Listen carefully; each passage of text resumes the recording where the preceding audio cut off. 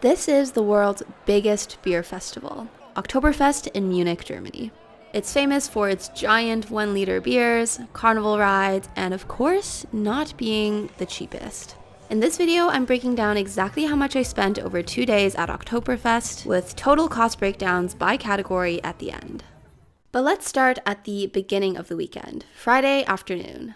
I started working at 5 a.m. so that by 3 p.m. that afternoon, I could pack my single personal item and head on over to the airport via Arlanda Express for 160 crowns or about 20 USD. The Arlanda Express is a direct 18-minute train that goes from central Stockholm all the way to the airport in like 18 minutes.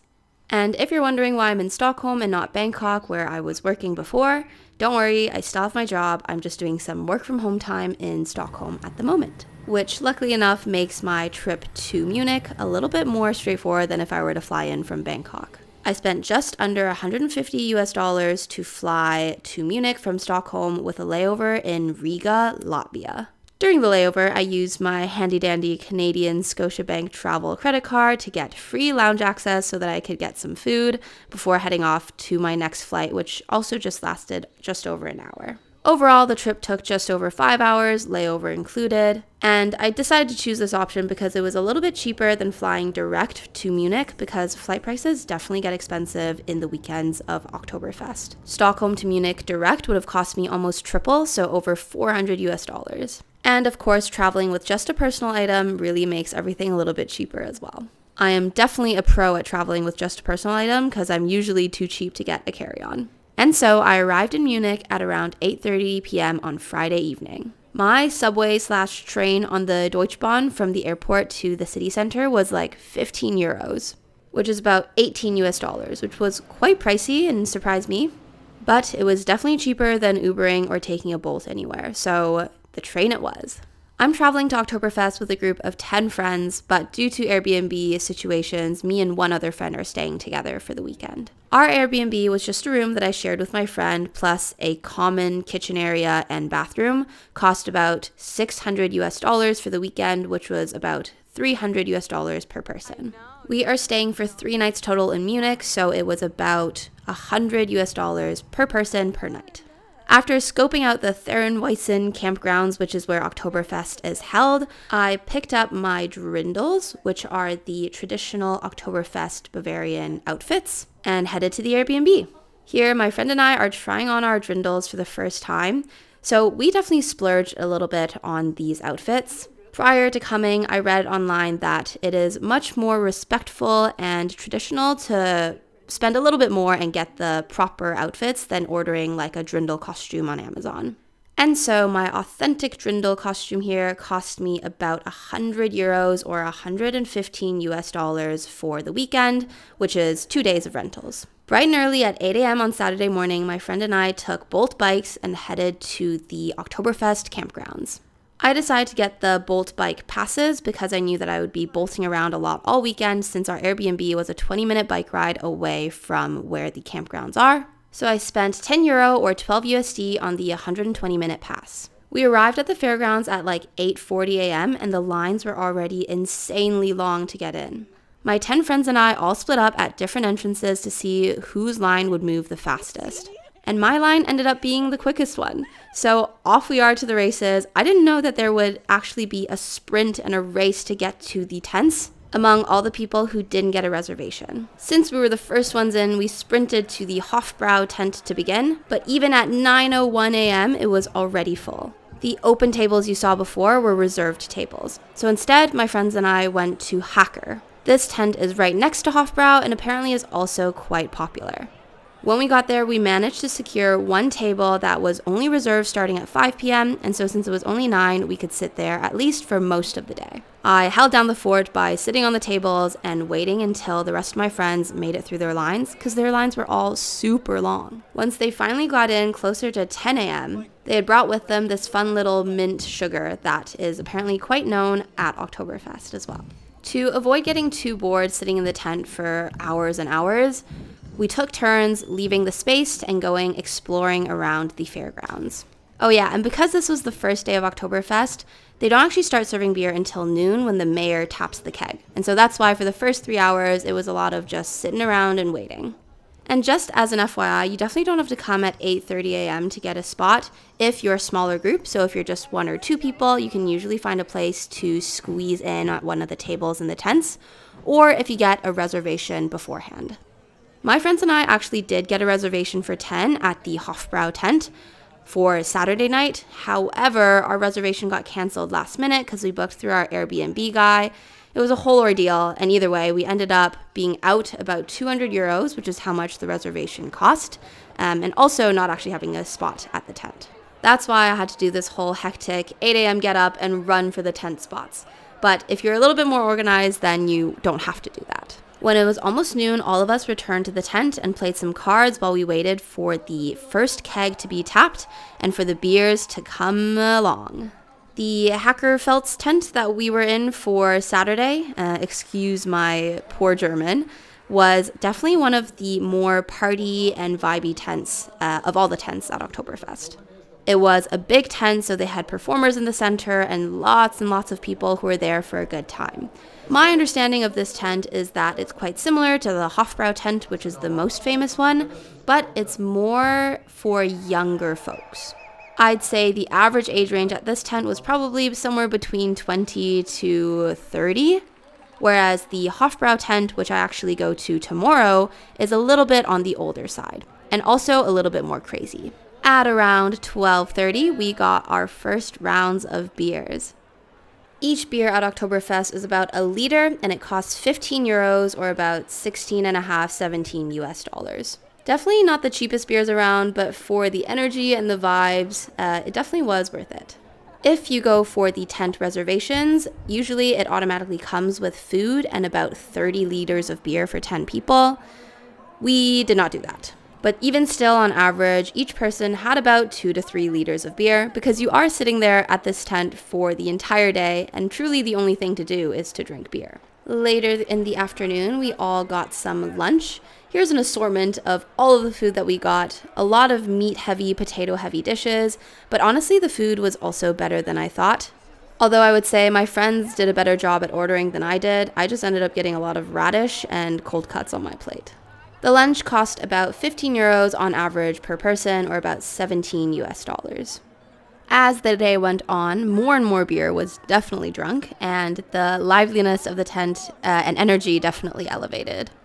The band played an assortment of traditional German songs, maybe non-traditional German songs. Honestly, I couldn't tell you. It all sounds pretty similar to me. But also some popular classics like Gimme Gimme by ABBA or Sweet Caroline. In fact, I think we heard Sweet Caroline probably 3 times over the course of the morning and afternoon, but it was really vibey and a lot of fun every time.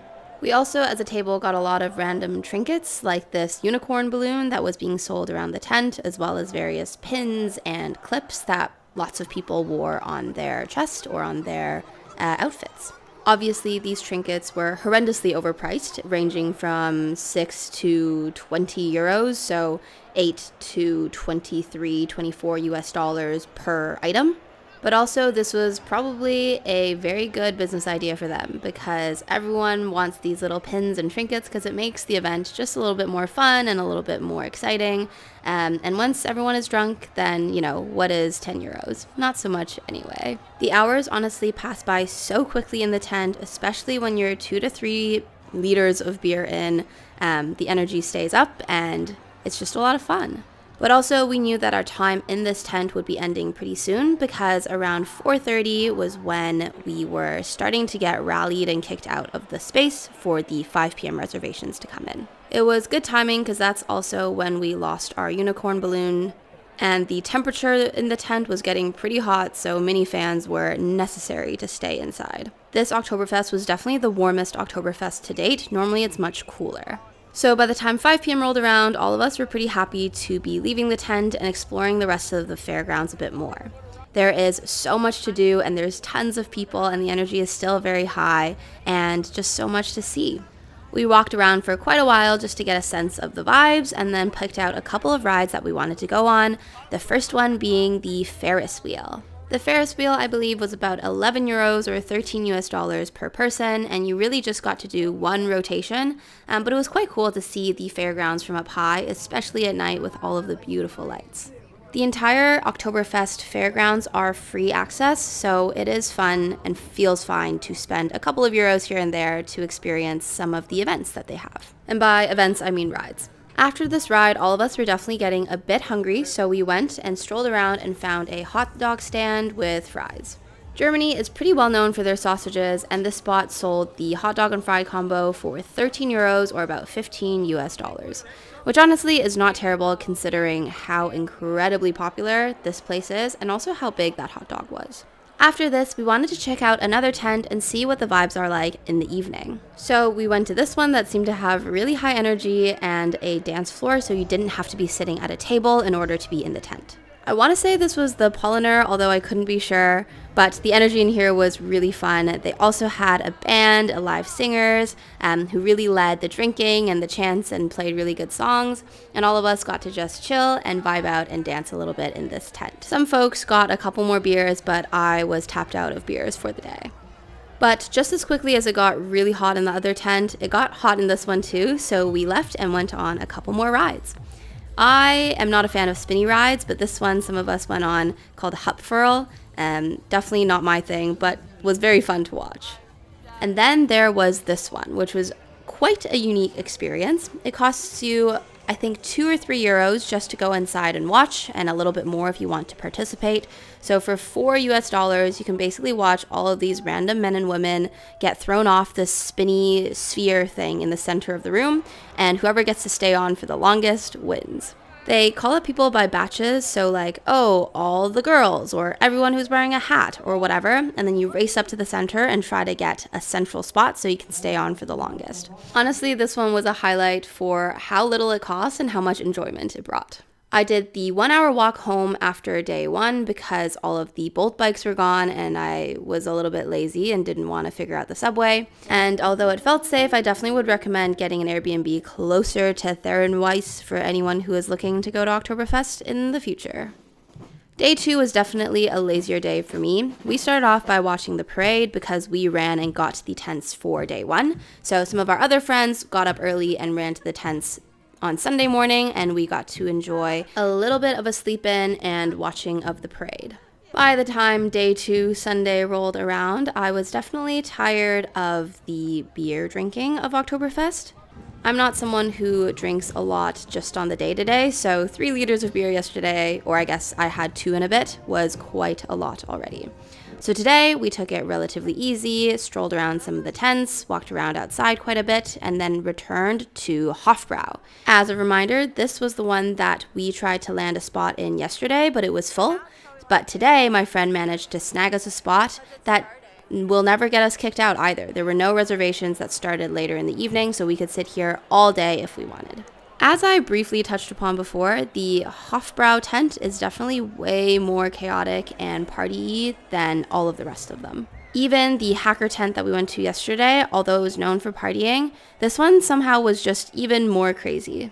The general demographic of this tent was definitely a little bit older as well, with people ranging from their 20s all the way up to their 40s and 50s. Which is fair enough because drinking beer is obviously not a age-limited event. However, for today, I definitely spent a little bit less because I wasn't going to drink any more beer. I just had apple juice all day. It's honestly quite a nice hack because apple juice looks a lot like beer, so you don't feel like you're being left out. And the euros that I didn't spend on the beer, since apple juice is half the price, I got on snacks and desserts instead. I probably drank about 3 liters of apple juice that day, but honestly, I think apple juice tastes better than beer too, so no complaints from me. Once again, since we were in the tent all day, we also ordered food at this tent, which was different than yesterday's food. The menu was different, but it was also pretty good. And the vibes were pretty similar as well to the other tent, just singing, dancing on tables, or I guess dancing on the benches, and having a good time. I will say though, all of us preferred yesterday's tent a little bit more. I think for a few reasons. For example, one of our friends got thrown up on because someone was super drunk at noon in this tent, which is not so nice. Maybe this tent was also just a little bit too chaotic for the vibes. And also, I just think because this was our second full day, spending like 8 hours in a tent, there's only so much you can do, and by the time that the sun went down, we had already been sitting here for another 10 hours, and we have probably spent a total of like 18 hours in tents already. And so it gets to be I don't want to say boring, but maybe a little bit boring sooner than I thought it would. Turns out spending one day, 8 hours in a tent is more than enough for my Oktoberfest experience. But even still, day 2 was quite fun. It was fun to experience a new tent. It was fun to relive yesterday's fond memories. And it was fun to people watch a little bit as well. We managed to stay in this tent till about 7 p.m. and then we were pretty ready to head out. Quite similar to day 1 as well. We went out and walked around the fairgrounds a little bit more, and some folks did some souvenir shopping, and then we went on a few more rides. This ride that we did is like the big swing one. It was 11 euros to go on, and honestly, the ride lasted all of about 1 minute. You just go up and then you come back down again. But I definitely don't regret it because it's more about just having fun with friends than necessarily how much money I'm spending on doing something that maybe isn't the most fun for me. I am definitely someone who believes that it's not necessarily about where you go, but it's more about who you're with. And so I think in this case, money well spent and a really great wrap up to the Oktoberfest trip. So in total, my weekend trip to Oktoberfest cost me $710 US. This comprised of $300 on accommodation, so my Airbnb in Munich for 3 nights, $240 on transportation, which included airfare, as well as the Bolt bike and buses that I had in Germany, about $100 on food, which included a small grocery shop right at the start of Munich, as well as all the food that I had in Oktoberfest, $40 on beer, and $30 on fun, so some of the rides that I went on at the festival.